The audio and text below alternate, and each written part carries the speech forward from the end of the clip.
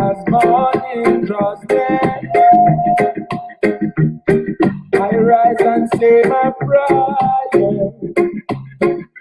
Little piece of bread to my mouth, little tea to wash it down. It's my daily tribulation, even though I'm a working man. I work so hard to make ends meet. Soldier with one suit and one shoe to my feet. Days are getting so hard, so yeah. But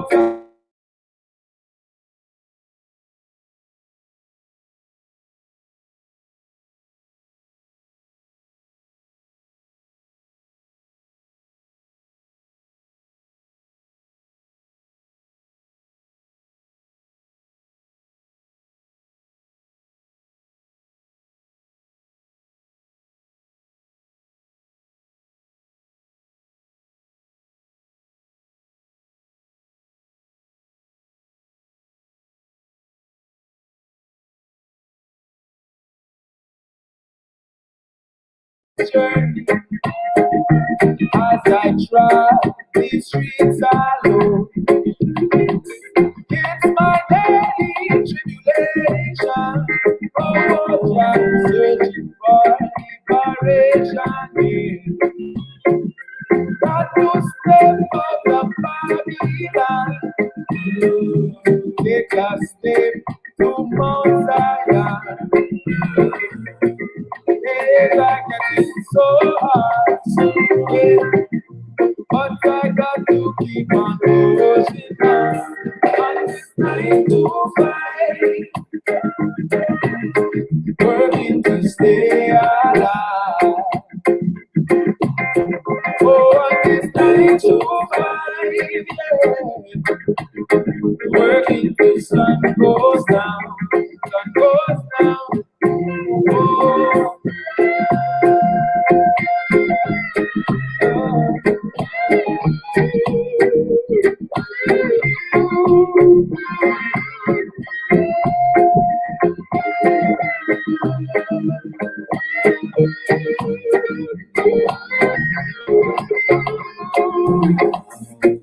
days are getting so hard, so yeah.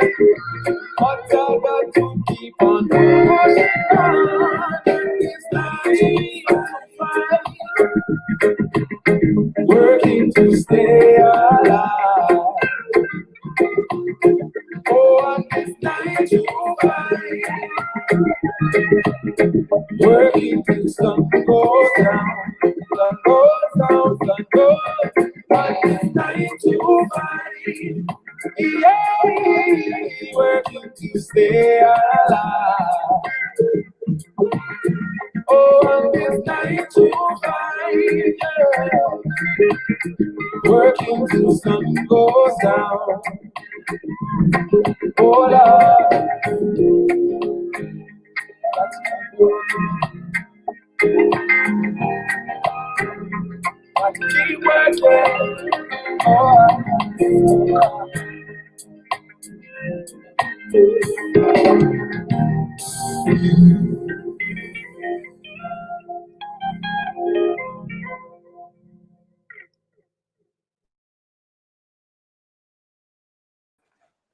I'm Al McFarlane. Welcome to Conversations with Al McFarlane. Today, a special early edition.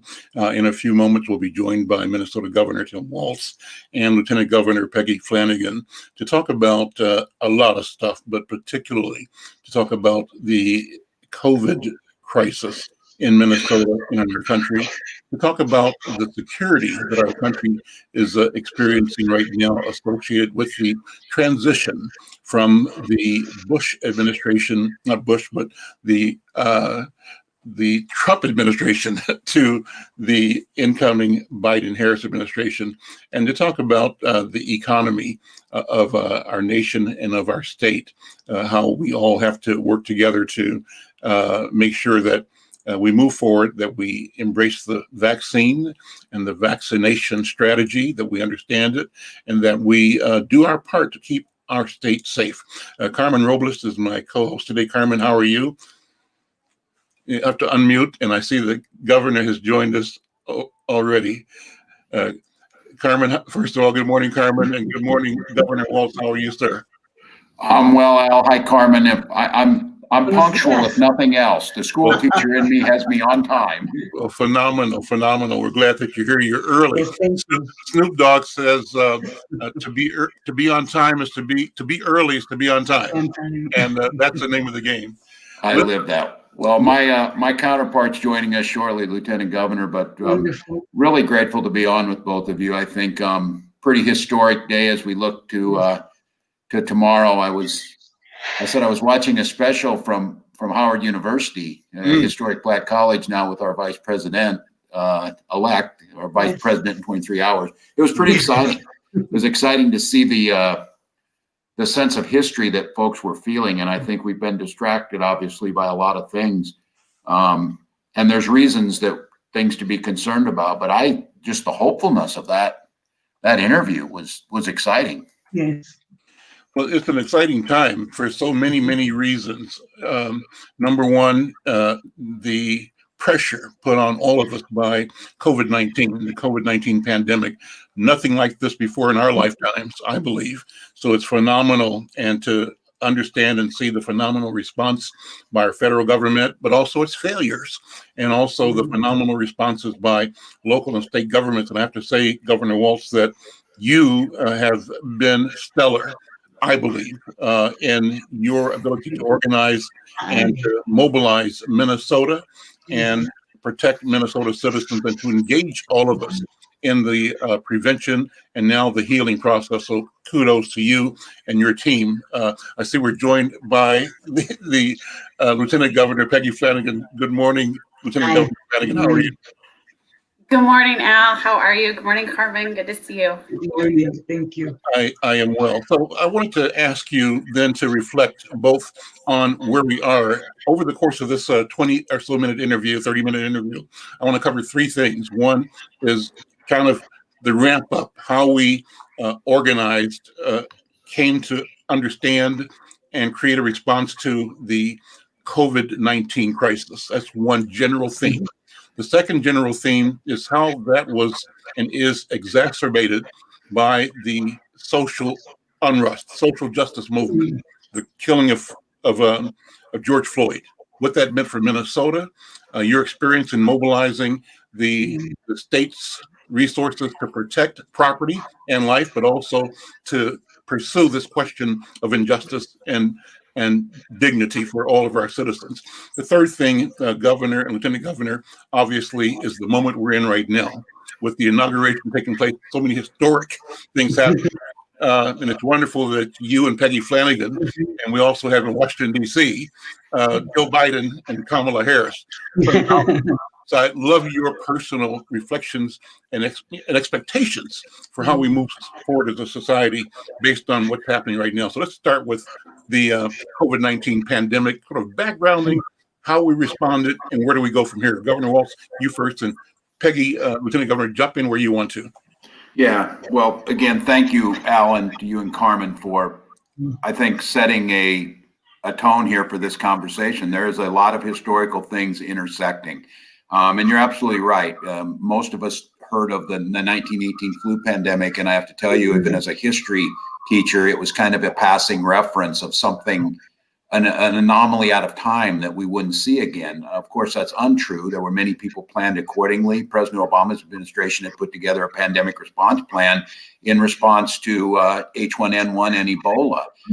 Unfortunately, when this thing came upon the world scene, we were caught flat-footed.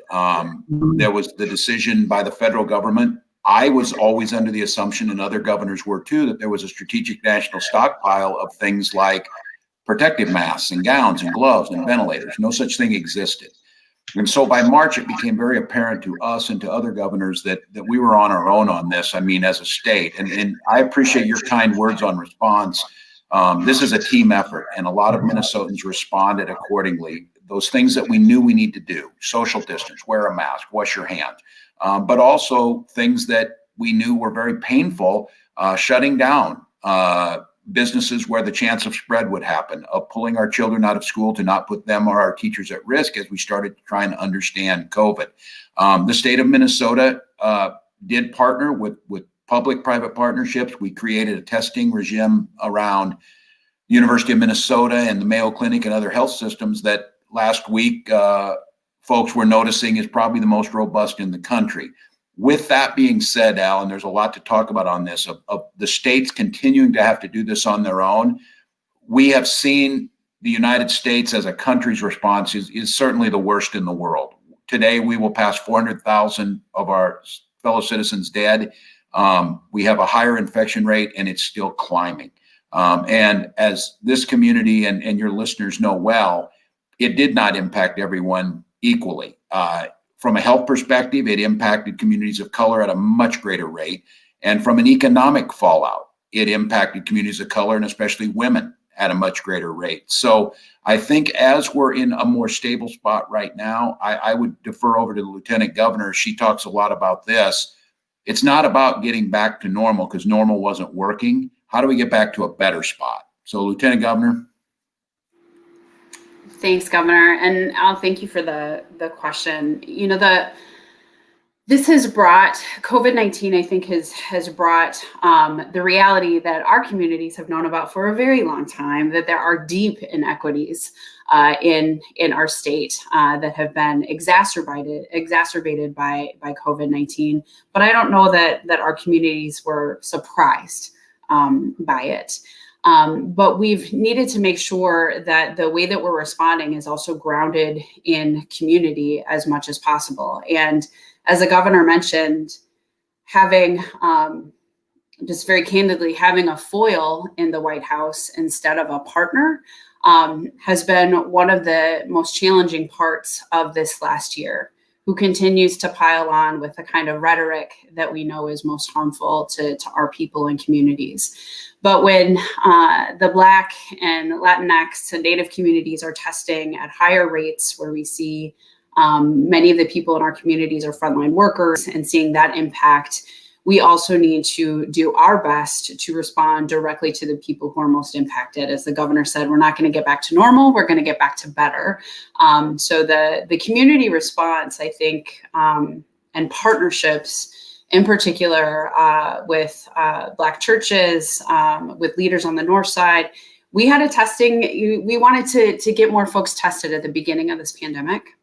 And partnering with trusted community members on the ground was the way to do that. And we saw the testing numbers in communities of color increase significantly when there were credible messengers and trusted faces and people who the community knew to do that work.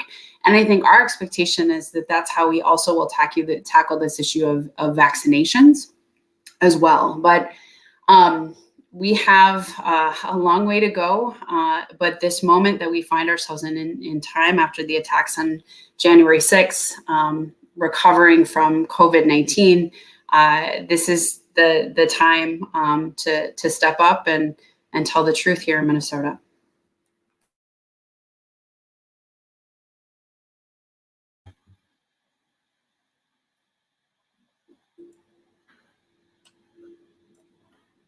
Al, I think I got you on mute.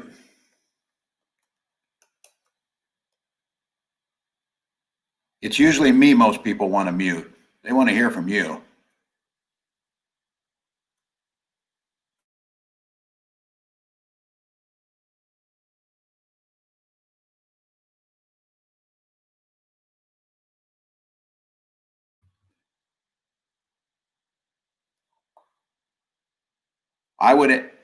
Al, I would add in while you're I trying forgot how to do it. I figured it out just now. Thank you. Thank you.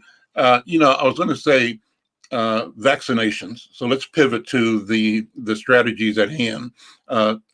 amazing that the country and the world have generated the science, the technology, and the production capability to bring vaccinations or vaccines online. Where do we stand in Minnesota? What's the strategy? How do you, and I believe you've got great answers for this, but I don't want you to say them here, ensure that the populations that are most at risk, as you've described, Lieutenant Governor, get the vaccines and use the strategy, get the vaccinations. What's the plan in Minnesota? Yeah, that's right. And I appreciate, Al, that you noted this. I think all of us globally, as part of the human community, this was a great achievement. It wasn't a miracle. It was science. The miracles are in another space, but science got us here. But now human beings in production and distribution of the vaccine, we've started to see some of those glitches. I, for one, remain very optimistic. I'm optimistic because I see a incoming administration that is going to put COVID-19 as a priority. It's not going to say that this is something small that's going to go away, not to blame someone else. They're taking responsibility. It's our job as the state. We have existing distribution systems. We know how to vaccine people for flu and things like that. We have one of the most robust healthcare systems. Now, I want your listeners to understand the federal government created some contracts. For example, I have 109,000 vaccines in the state that are with CVS and Walgreens. They have a contract to vaccinate long-term care facilities. Those are out of my control. Now, I want to assure Minnesotans, I think Walgreens and CVS and Thrifty Whiter are doing what they need to do. I hope they do it faster, but get there. What we're asking for and what we're launching as we speak right now, folks can get on a website at state and they can try and get on. It's going to be hard. There's too few vaccines, but we have the ecosystem to get them out, both public, private, VA, Indian healthcare, and now federally recognized health clinics. What I would tell you, Al, and I'll let the Lieutenant Governor take it and run from here, what we have grounded ourselves is in equity around vaccines. One is knowing that these inequities and the hardships that have fallen the community is because of inequities in healthcare access in the first place. And I just want to name it.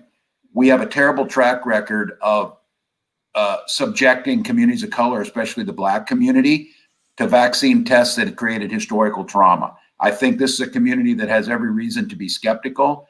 I'll go back to where the Lieutenant Governor talks about those validators. I got a call 2 weeks ago from Reverend Babington Johnson, Jerry McAfee, and others who said, hey, nobody was testing in the Black community until we brought folks in, and they're right. And they said, people will get the vaccine if they trust us, let us help. And that's what we intend to do. So Peggy, I don't know if you want to add anything. I'm hopeful. The plan is out there. It's too slow. It's too slow across the country, but it's getting there. But I think this equity piece is critical.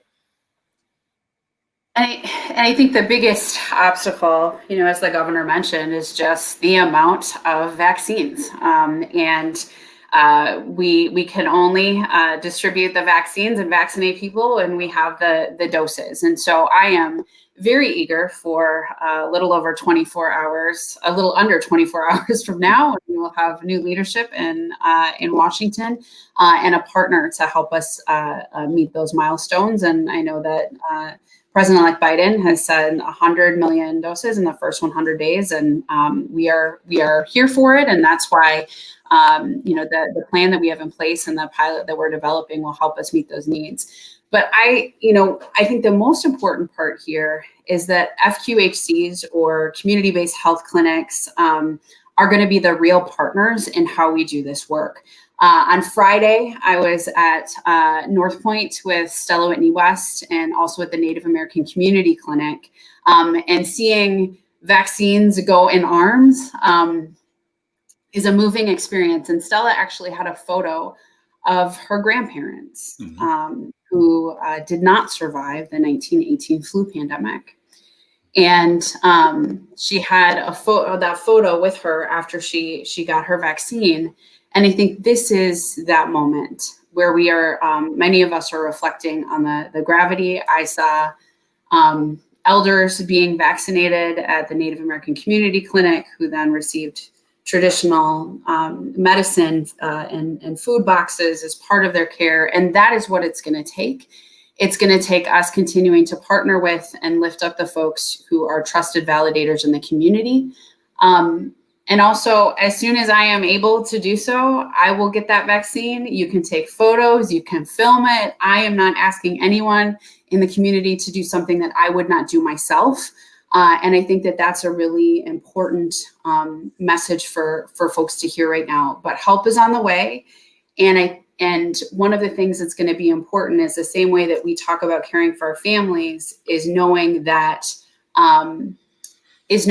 within family homes, right, there's multi-generations. So sometimes, we're just going to have a little patience as maybe our grandparents get vaccinated and then our parents or our aunties, and just paying attention to that as well, I think is going to be an important message for us to deliver. And, Al, I'd look to you and others to help us do that in a way that the community can hear and trusts and is able to access. But the more vaccine comes in, the more we'll be able to get that out, and developing the system that we have now, I think is going to get us there.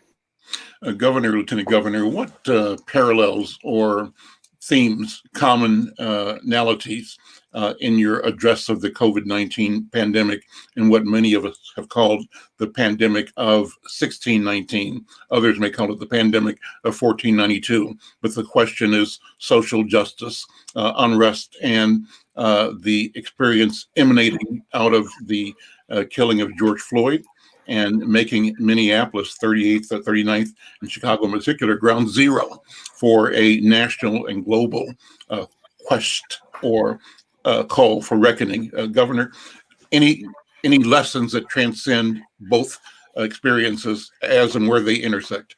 Yeah, I think there are. First of all, a clear acknowledgement of these inequities, a clear acknowledgement of the systemic issues of systemic racism that caused, as I said, our achievement gaps in schools, our home ownership.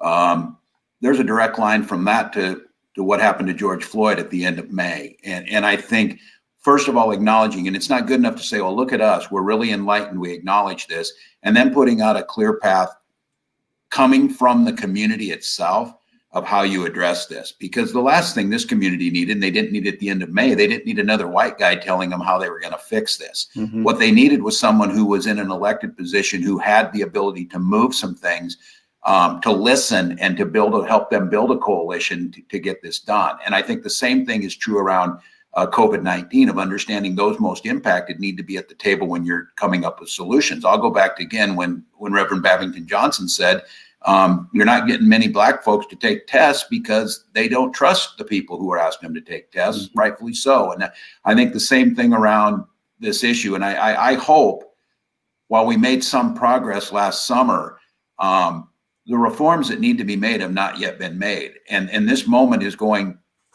to define who we are. And I think I say the same about COVID. Our ability to be flexible, our ability to put the right people who understand and come from the community at the table, and then do what we can do to follow through. So there are parallels, Al, and there's pitfalls. And I think much like COVID, where it's a public health crisis, it's fallen heavily upon others. I think viewing the systemic racism and the plague of that it's brought on us has to be approached with the same whole of government systematic approach, or we'll pass a couple things, pat ourselves on the back, and move right on. And again, we can't live that way, and we've shown that we can't. So, Lieutenant Governor, I don't know if you'd like to add on that. I mean, this is a big question, and as we all watched in horror the murder of George Floyd, and that we were ground zero. And I think, we also, in Minnesota, we don't do a very good job talking about these issues. Mm-hmm. And I think that it is time for us to truly acknowledge the systems that, Al, you talked about being in place since 1492 or 1619. And even since the state of Minnesota became a state, it is hard to change the direction of a ship that has been headed in the same way for 162 years. But that is certainly what we are called to do. And I would just name the very idea that yesterday we had a whole bunch of leaders from all across the state of Minnesota who are posting, their favorite quote from Martin Luther King. And I think that there's a real sense right now of you're posting that quote, but are you investing in our communities? Are you listening to people about their real life experiences? And do you see people? Do you hear them? Do you value them? And we are in that moment in Minnesota where we have to tell the truth, and we have to push past that discomfort and get to the reality of what is truly needed in this state. We were able to have some wins last year, I think, with the police reform and accountability, and the families who came forward to share their stories of trauma, moved people. But we have a lot more that we need to do. And, we had investments for the first time ever, $30 million that was set aside for communities of color in the bonding bill, because that's always a secret handshake that happens behind closed doors. And I think we are trying to remove some of the obstacles and bring those things into the light, because that just simply, our communities should be invested. And that's simply how, this should work. This upcoming session, we will be revealing our budget in the next week. But I think, you'll be able to tell that we are looking through the lens of the people who are most impacted by COVID-19, but also by this moment that we find ourselves in with the investments in education and children and families, and accessibility of what is needed to support folks during this time is what you'll see. But I don't want the summer of 2020 to be something that we just let go by without truly saying, how does this impact us as individuals? How are we changing our own lives and behavior? But also, how are we using that to impact these systems? And we're still working on that. I think that from our side of this, from the media, Black media, ethnic media side, we've seen you all do great work in engaging and creating economic revenue streams for Black businesses, small businesses, ethnic media. So I think that the tack you have taken in expanding and normalizing the financial relationships between emerging communities, ethnic communities, and the state of Minnesota, I think is admirable and commendable and worth noting and praising. So I give that to you now. Let me pivot again, Governor, Lieutenant Governor, about tomorrow. Is Minnesota safe? Are you safe at the state capitol? And what are your thoughts about where we are as a people right now? What do we need to do, reflecting on the message, the meaning of Dr. King's work, his life and work, and where the country seems more divided than ever right now? And how do we get beyond this? Where are we going from your point of view, Governor, Lieutenant Governor? Yeah, and again, I'm going to echo what the Lieutenant Governor said. I'm grateful for you asking these hard questions, and I think as Governor and Lieutenant Governor and as leaders across the state, we need to be in this space and engaging. And I want to note your comments, and I'm appreciative. There's a lot of hard work coming from the community on some of those inequities around financial access. So many times these systemic barriers, it has nothing to do with the community's work ethic or vision or entrepreneurship. It has everything to do with they're locked out by the system. And I think just breaking down some of those things by using equity as we did the bonding projects and other things, that's going to start. But I think we've got work to do. And again, I think the comment the Lieutenant Governor made, that horrified and saddened and sickened by what they saw both at the national capitol on January 6th and the capitol they saw here in St. Paul. Communities of color were not surprised. This racism that was there, and it might have been kept under, in you didn't bring it out in polite company has been freed up to talk about it anywhere. You have leaders who actively court white supremacists and in anti-Semitic language, and it's out there, and you're not going to put it back in the bottle. It's out there, but what we can do is we can start to do the things we know we need to do. We need to make sure that we're putting in safeguards to protect people, both in the the real time, and I can assure folks that they can be safe at the Capitol, but we need folks to be in the Capitol. We need folks to come with their voice. What we don't need is folks to come with their guns to try and intimidate others. And we also need to make sure that we're doing what's necessary. We need to teach our history to our children with a light on all perspectives and what really happened. This idea of our children had never heard of Max Nason until earlier last year when we issued a posthumous pardon, or the idea of the state of Minnesota issues fewer pardons and commutations than almost any state in the union, and trying to get at the heart of some of these systemic issues to make people feel that this is, and they are part of what it means to be one Minnesota or one country. We know that's just not the language of current elected officials. It's systemically changing, whether it be through education of our children or whether it be something that we're very actively making sure that folks who are in positions to make a difference, whether they be commissioners in state government or judges, actively reflect the community of putting those folks into those positions. So I think, Al, what I would say is that horrified and saddened and everything that went with January 6th, from my perspective, the recommitment during our administration to get this right and to not pretend this is going to be easy, and not to pretend that a few words from a governor for a short amount of time is going to change it, but really getting at the heart of that. And as a school teacher in me tells me, we need to teach our children what the real story is, and they need to understand the greatness that we've done and the things where we've fallen down and the horrors, whether we want to look at them or not. Taking over 100 years to face what happened to Max Nason as he was lynched in Duluth for a crime he never committed, that's too long. Or imprisoning someone from the age of 16 for life, or something we changed last year. For God's sakes, why do we have probation periods lasting 40 years? I could never survive. None of us could without a parole violation. And we did that to purposely hamper anything that looked like equity. So I'm a hopeful, Al, but I'm also not naive. This is hard work, and we need partners with us. Thank you, Governor. Lieutenant Governor?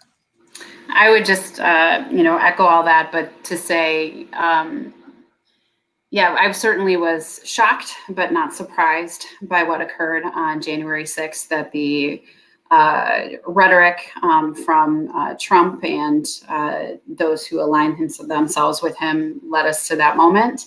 And it's really important to me that folks like the governor call that out and talk about white nationalism and white supremacy and just name it. We cannot Minnesota nice our way through this moment. We have to just really tackle it head on. So, my biggest fear, Al, if I can just be really candid, is that this moment means that people won't step up into public service or to run for political office because of the just trauma and fear that they see. And so that's why I think it is more important now than ever before that we speak up, we put our shoulders back, we talk about what needs to be done, so that folks can continue to see that this is a place and space where they are needed. And I think the incoming administration being over, I think 50% people of color and women, it's starting to look like America, is a way for us to continue to demonstrate to folks that there is a place for you here. And you have to be here if we are going to push back against the racist, anti-Semitic, hateful seditionists who attacked our Capitol on January 6th and continue to exist throughout our state and country. Carmen Robles and I are Afro-descendientes, Afro-Latinos. Carmen, ¿qué piensas tú? Unmute. Can someone unmute me? Hello. There you go. Can you hear me now? First of all, muchísimas gracias to our officials for visiting with us during this really difficult time, 24 hours before Armageddon. That's what I hear in the streets. But unlike the lieutenant governor, I have great faith that this is going to bring more people to the forefront, and especially our young people. Youth have their voices, and we hope to engage them so that they can also take a leadership. And I'd like to share with Cesar Chavez said, it's never about the grapes or the lettuce. It's always about the people. And so thank you so much for taking care of the people. Gracias. Governor, Lieutenant Governor, thank you both so very much. You're welcome here anytime, and keep up the good work. I'm Al McFarlane. This is Conversations with Al McFarlane. Gracias.